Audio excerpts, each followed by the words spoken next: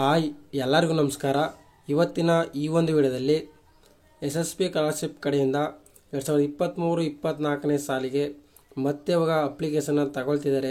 ಯಾರು ಅಪ್ಲೈ ಮಾಡ್ಬೋದು, ಅದಕ್ಕೆ ಏಕೆ ಇವಾಗ ಮತ್ತೆ ಅದನ್ನು ಬಿಟ್ಟಿದ್ದಾರೆ ಅಂತ ಇವತ್ತಿನ ಈ ಒಂದು ವಿಡಿಯೋದಲ್ಲಿ ತಿಳ್ಕೊಳ್ಳೋಣ.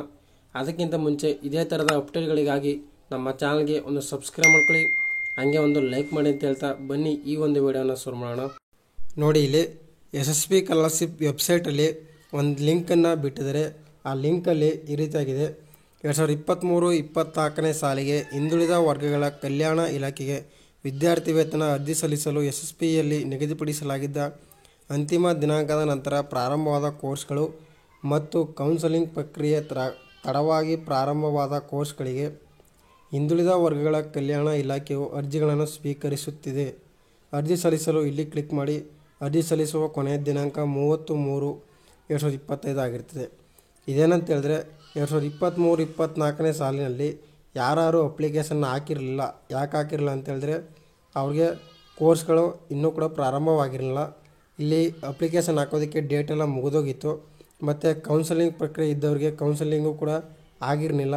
ಅದಕ್ಕೋಸ್ಕರ ಇವಾಗ ಕೋರ್ಟಲ್ಲೆಲ್ಲ ಅದ್ರ ಬಗ್ಗೆ ಎಲ್ಲ ಇಶ್ಯೂ ಆಗಿ ಇವಾಗ SSP ಸ್ಕಾಲರ್ಶಿಪ್ಗೆ ಅಪ್ಲಿಕೇಶನನ್ನು ಬಿಟ್ಟಿದ್ದಾರೆ. 2023-24ನೇ ಸಾಲಿಗೆ ಯಾರು ಅಪ್ಲೈ ಮಾಡಿಲ್ಲ ಅವರು ಇವಾಗ ಅಪ್ಲೈ ಮಾಡ್ಬೋದು. ಇದಕ್ಕೆ ಸಂಬಂಧಪಟ್ಟಂತೆ ಒಂದು ನೋಟಿಫಿಕೇಷನ್ನು ಕೂಡ ಬಿಟ್ಟಿದ್ದಾರೆ.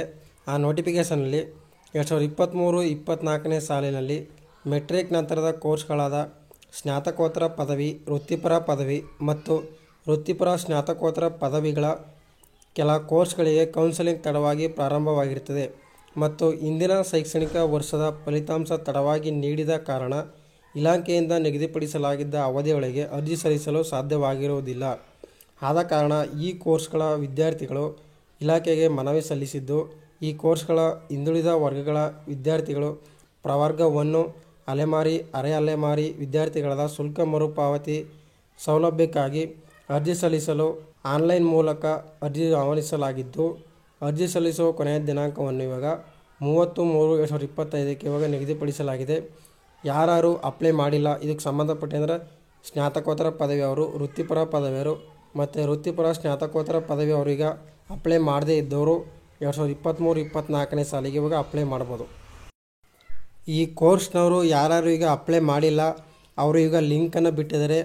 ಈ ಲಿಂಕನ್ನು ಕ್ಲಿಕ್ ಮಾಡಿಕೊಂಡು ನೀವಾಗ ಅಪ್ಲೈ ಮಾಡ್ಕೊಳ್ಬೋದು. ಮತ್ತೇನಂತ ಹೇಳಿದ್ರೆ ಇವಾಗ 2024-25ನೇ ಸಾಲಿಗೆ ಮತ್ತೆ ಇವಾಗ ಬ್ಯಾಕ್ವರ್ಡ್ ಕ್ಲಾಸಸ್ ವೆಲ್ಫೇರ್ ಡಿಪಾರ್ಟ್ಮೆಂಟ್ ಕಡೆಯಿಂದ ಲಾಸ್ಟ್ ಡೇಟನ್ನು ಎಕ್ಸ್ಟೆಂಡ್ ಮಾಡಿದ್ದಾರೆ. ಎಲ್ಲಿವರೆಗೆ ಅಂತ ಹೇಳಿದ್ರೆ 31/3/2025ವರೆಗೆ ಲಾಸ್ಟ್ ಡೇಟನ್ನು ಎಕ್ಸ್ಟೆಂಡ್ ಮಾಡಿದ್ದಾರೆ. ಅದು ಯಾರಿಗೆ ಅಂತ ಹೇಳಿದ್ರೆ ವೃತ್ತಿಪರ ಪದವಿ, ವೃತ್ತಿಪರ ಸ್ನಾತಕೋತ್ತರ ಪದವಿ ಮತ್ತು ನರ್ಸಿಂಗ್ ಕೋರ್ಸ್ಗಳಿಗೆ ಅರ್ಜಿ ಸಲ್ಲಿಸುವ ಕೊನೆಯ ದಿನಾಂಕ 31/3/2025 ಆಗಿರುತ್ತೆ. ಮತ್ತು ಇವಾಗ ವೈದ್ಯಕೀಯ ಶಿಕ್ಷಣ ಇಲಾಖೆಯ ಮೆಟ್ರಿಕ್ ನಂತರದ ವಿದ್ಯಾರ್ಥಿ ವೇತನಕ್ಕೆ ಅರ್ಜಿ ಸಲ್ಲಿಸುವ ಕೊನೆಯ ದಿನಾಂಕ 31/5/2025 ಆಗಿರುತ್ತೆ. ಅಂತ ಹೇಳಿದ್ರೆ 31/5/2025ವರೆಗೂ ಕೂಡ ಅಪ್ಲಿಕೇಶನನ್ನು ಹಾಕ್ಬೋದು 2024-25ನೇ ಸಾಲಿಗೆ.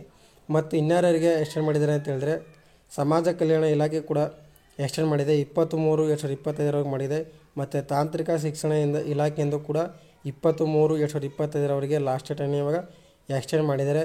ಇನ್ನೂ ಯಾರು 2024-25ನೇ ಸಾಲಿಗೆ ಅಪ್ಲಿಕೇಶನನ್ನು ಅಪ್ಲೈ ಮಾಡಿಲ್ಲ ಅವ್ರಿಗೆ ಹೋಗಿ ಅಪ್ಲೈ ಮಾಡ್ಕೊಳ್ಬೋದು.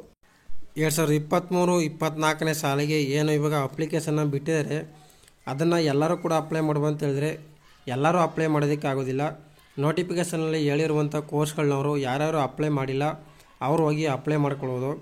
ಯಾವ ರೀತಿ ಅಂತ ಹೇಳಿದ್ರೆ ಇವಾಗ ಅಲ್ಲಿ ಕೊಟ್ಟಿರುವಂಥ ಲಿಂಕ್ ಮೇಲೆ ಕ್ಲಿಕ್ ಮಾಡಿಕೊಂಡ್ರೆ ಲಾಗಿನ್ ಪೇಜ್ ಓಪನ್ ಆಗುತ್ತೆ. ಆ ಲಾಗಿನ್ ಪೇಜಲ್ಲಿ ನಿಮ್ಮ ID, ಪಾಸ್ವರ್ಡ್ ಮತ್ತು ಕ್ಯಾಪ್ಚನ್ ಹಾಕಿ ಲಾಗಿನ್ ಮಾಡಿಕೊಂಡ್ರೆ ನಿಮಗೆ ಲಾಗಿನ್ ಆಗುತ್ತೆ. ಅದರಲ್ಲಿ apply for post matric scholarship ಮೇಲೆ ಕ್ಲಿಕ್ ಮಾಡಿಕೊಂಡ್ರೆ 5 ಸ್ಟೆಪ್ಗಳು ಓಪನ್ ಆಗುತ್ತೆ. ಆ 5 ಸ್ಟೆಪ್ಗಳನ್ನು ನೀವು ಕೇರ್ಫುಲ್ಲಾಗಿ ಅಪ್ಲೈ ಮಾಡ್ಕೊಳ್ಳಿ.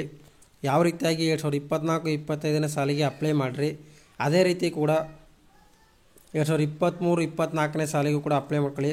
ಅದಕ್ಕೆ ಸಂಬಂಧಪಟ್ಟಂಥ ಅಲ್ಲೇನು ಹಿಂದಿನ ಸೆಮಿಸ್ಟರ್ನ ಮಾರ್ಕ್ಸ್ ಆಗಿರ್ಬೋದು ಎಲ್ಲನೂ ಕೂಡ ನೀವು ಕೇರ್ಫುಲ್ಲಾಗಿ ಅಪ್ಲೈ ಮಾಡ್ಕೊಳ್ಳಿ ಅಂತ ಹೇಳ್ತಾ ಈ ರೀತಿಯಾಗಿ ಈ ಒಂದು ವಿಡಿಯೋದಲ್ಲಿ ಆಗಿತ್ತು. ಮುಂದಿನ ವಿಡಿಯೋದಲ್ಲಿ ಸಿಗೋಣ ಅಂತ ಹೇಳ್ತಾ ಇದೇ ಥರದ ಅಪ್ಡೇಟ್ಗಳಿಗಾಗಿ ನಮ್ಮ ಚಾನಲ್ಗೆ ಒಂದು ಸಬ್ಸ್ಕ್ರೈಬ್ ಮಾಡ್ಕೊಳ್ಳಿ, ಹಾಗೆ ಒಂದು ಲೈಕ್ ಮಾಡಿ ಅಂತ ಹೇಳ್ತಾ ಥ್ಯಾಂಕ್ಸ್ ಫಾರ್ ವಾಚಿಂಗ್.